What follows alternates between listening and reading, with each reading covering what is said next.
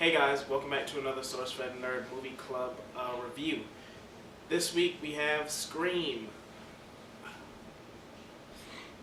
This movie was released in 1996, and yeah, it's okay. Yeah. 17 years ago, it's a pretty solid movie, I'm sure, back then, but now it's just okay. Yeah, it was, I don't know, it was laughable. It was fun to laugh at. If this was considered a horror movie back then, I would be surprised because this was just funny. Like, it wasn't funny on purpose, but it was just funny. Yeah. Before we get into the reviews, quick fact. Wes Craven, the director of this, he originally had this, he had the movie the way he wanted it, and it kept getting NC-17 ratings from the MPAA, and he was cutting down actual killing scenes and gory scenes and stuff, and he kept getting NC-17 ratings, so he decided to market it as a comedy instead of horror, and then it got the rating of rated R. So yeah, that's how that happened. Wait, this was rated R? Yeah. Oh. It was rated R. Definitely thought it was PG-13. Drew Barrymore in the first opening scene, it was pretty, it set the tone for the rest of the movie, which was pretty much, people doing stupid things. I think this is where the whole cliche, dumb, scary movie logic probably started from. Well, actually, yeah, I'll say that. Because, really stupid.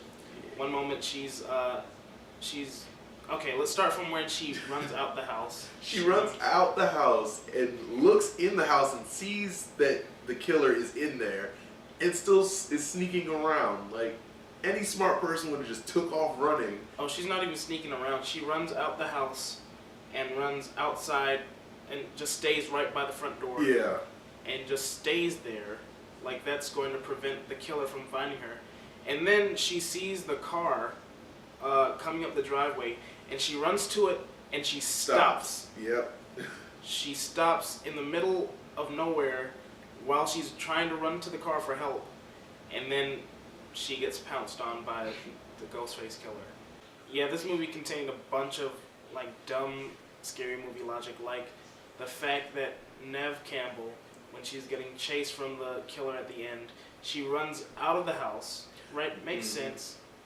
And then after the whole, almost getting scene hit by a car outside, and stuff. then she narrowly escapes death in the van, and she runs back towards the house, which makes no sense. Oh, while she was outside too, she ran towards a barn, which is so stupid.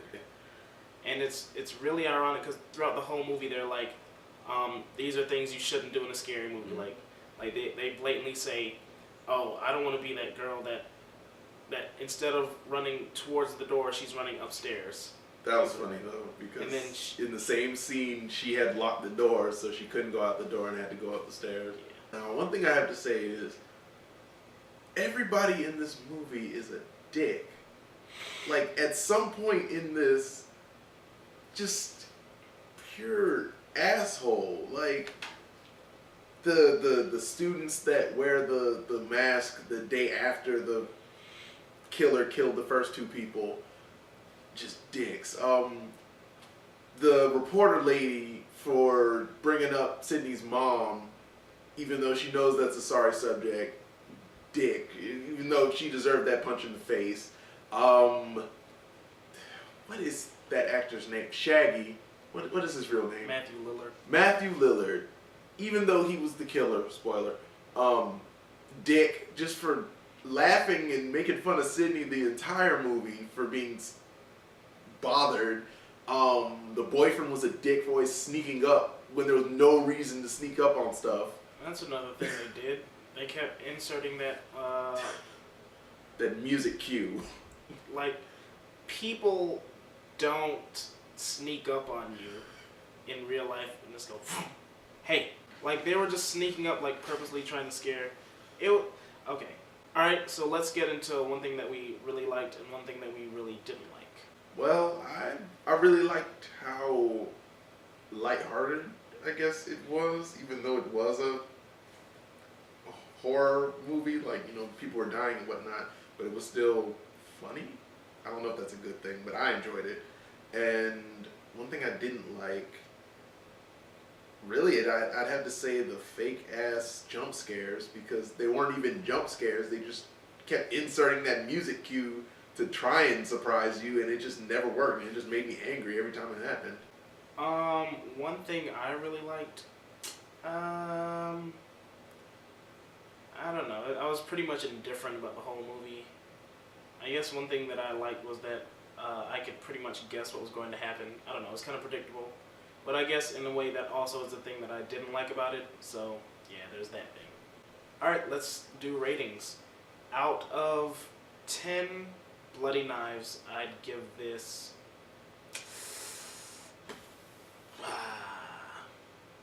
As a comedy, I'd rate this probably a 7. I'm not gonna rate it as a horror movie. Yeah.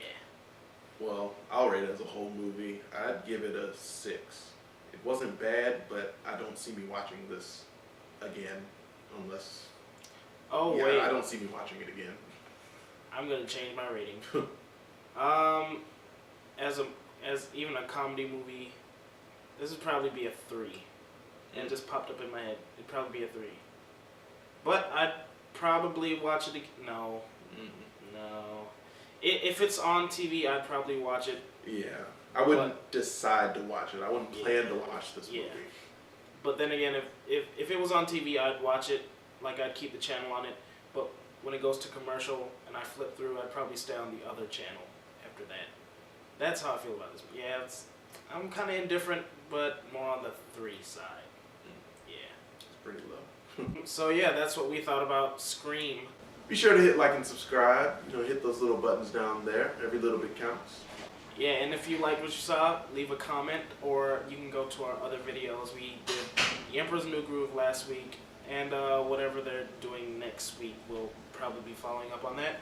And we also have different skits and types such like that. We also have different reviews of other things. So yeah, go check those out. And some food challenges. Yeah. Those are there for your viewing pleasure. Alright guys, that's it for this one. Peace and love. They're going into Yzma's evil Batman lair. The funniest thing to me was the devil and the angel of promise.